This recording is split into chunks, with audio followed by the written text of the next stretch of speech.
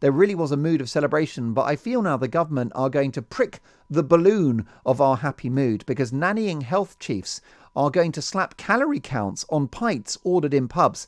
This according to leaked plans seen by the Sun newspaper. Matt Hancock's health department has horrified cabinet colleagues with orders to force bigger pub chains to reveal the calorie count in a pint of beer, a glass of wine or a spirit. What's the world coming to? Well, I mean, I just have one question mark. Why? Why do they think that this would be something that anybody would want? What would be the point of showing you how many calories you're about to drink? What would be the point of it? I mean, you can go to McDonald's now and they have a big list of things that they say how many calories you're about to take into your body. It hasn't stopped anybody going there. It hasn't stopped anybody eating anything. It hasn't made people think, oh, my God, I had no idea McDonald's was quite fattening and possibly quite heavy on the calories front. I mean, you're an expert in these matters. You've, honed your body to within literally an inch of its life by making yourself as thin as you can possibly be, but still remaining healthy. I've gone the other way, of course, as you've probably seen. It's all muscle, Mike. It's all muscle. But I'm very well aware of the fact that there's a lot of calories involved in alcohol. And this is the problem when you give these idiots in the health business the right to tell you how to make yourself feel better every single day. I don't want to feel better every single day. I want to just feel the way I feel. I don't wish to be told by Matt Hancock or Chris Whitty, a bloke who's never had a day's fun in his entire life, what I should be doing with myself, how long I should be doing it for. Next thing you know, they'll have this app that says, I'm terribly sorry, you're not allowed to order a third drink. You've already had two. Yeah. It's now time for you to go home to your bed.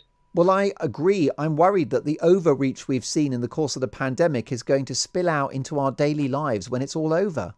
Yeah, they absolutely love it. I mean, this is what they do. And you have to remember, before this all happened, before this pandemic, the chief medical officer's basic job was to give an interview about once a week to the Daily Telegraph and the Daily Mail to tell them whether one glass of red wine was good for you or whether one glass of red wine was bad for you. Then they would talk about whether you should remove sausages from your diet or possibly bacon. I don't need any advice on how to live my life, and neither does anybody else. Indeed. And when you go to the pub, it is a treat, isn't it, Mike? And you know that a pint of Old Speckled Hen or a Stella is probably going to be quite calorific, but it is a pleasure and life is there to be lived. And it's very important that people, a bit like with COVID actually, can sort of manage the consequences for themselves. And many thousands of people listening to this show go to the pub once or twice a week and they fill their boots. And then perhaps the rest of the time they go for a run or they are a little bit careful about some of the meals they're eating. But in the end, they decide, not the government.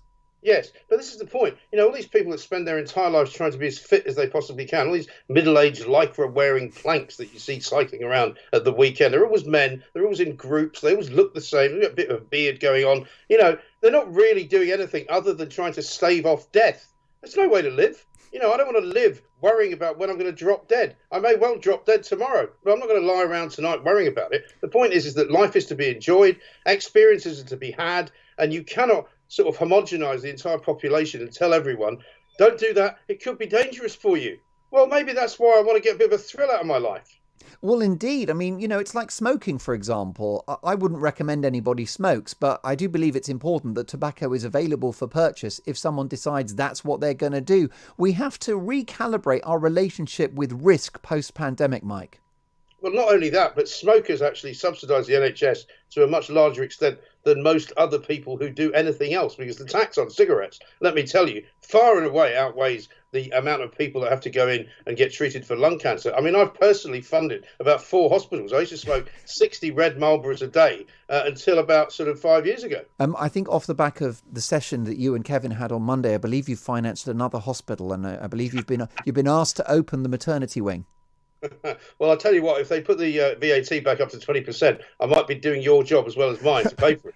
I think that's most likely the case. I do think you're right that it's finger-wagging scientists at the heart of this, and we've had a year so far of this. Life was always dangerous, Mike, and it always will be. Exactly right. And that's the whole point of life. And I'm worried that we're raising this kind of generation of people who don't want to take any risks. They want the government to take all risk out of everything that they do. Some young people are coming out of school being told basically, don't say anything horrible to anyone. You might get punched in the face. Well, maybe getting punched in the face would teach them a lesson. And maybe getting punched in the face wouldn't be the worst thing that ever happened to them. And maybe if they met people who were not like them, they might understand that actually there are other ways of living your life. How on earth would we have had the Lewis Hamiltons of this world if they didn't get allowed to race very, very quickly in very dangerous vehicles? That's what goes on. Motor racing is a lot safer now, but people want to do it because it's thrilling. You know, it's called adrenaline. It's an adrenaline rush. People go skiing. It's great fun, but it's dangerous. You can smash your head into a tree and die. And the same with skiing and lots of other fitness activities, of course, Mike. The bottom line is that people will make these judgments in their own way, won't they? And it was ever thus. We knew smoking wasn't great for you. You know that drinking 10 pints probably isn't doing your liver any favours. But, you know, what I would say is, you mentioned earlier, I'm quite passionate about nutrition. All I want is for the public to have information. So I want the public to, understand, maybe even at school, with home economics classes, to understand that it's a fantastic thing to cook. I know you've got fantastic recipes that you're regularly tweeting about. You've had your food podcast as well. And yes, it's good to know about the risks of junk food. But once you've got that information, at that point, you're in control. Yeah, exactly. And you have to have freedom of choice. We don't live in a world where everybody gets told how to behave. We've seen where that goes wrong in various countries of the world, where you're told what you're allowed to say, when you're allowed to go out. There's a curfew so that you can't go and see certain people. People suddenly disappear because they said something the government didn't like, and suddenly you don't see them ever again. We cannot live our lives constantly in fear of what might be around the corner. But people like Whitty and Vallance, and I'm afraid Matt Hancock, and now even Boris Johnson, seem to think that that's entirely what we should be living like. I mean, Boris Johnson's one of the most reckless men who's ever lived, certainly one of the most reckless men to occupy Downing Street. And yet now here he is, peering out from behind the curtain because he's frightened of what's out there in the street waiting for him. Mike, I've got really bad news for you. The BBC want that green Blue Peter badge back. Do you mind sending it via Well, listen, courier? I'm claiming victory. I'm claiming a victory for that because we had a go at them. People would say, why are you getting so worked up? Well, because, as you say, it's not for the BBC or anybody else to tell my children or your children what the hell to eat. That they eat what they want. Correct. And I personally think they need meat and fish. And when they're older, they might have a pint and it might contain a few calories. And good luck to them, because life is there to be lived. Mike, one of the best things about life is your show. And Mike, of course, is back tomorrow. The Independent Republic of Mike Graham, live at 10 a.m. Always unmissable radio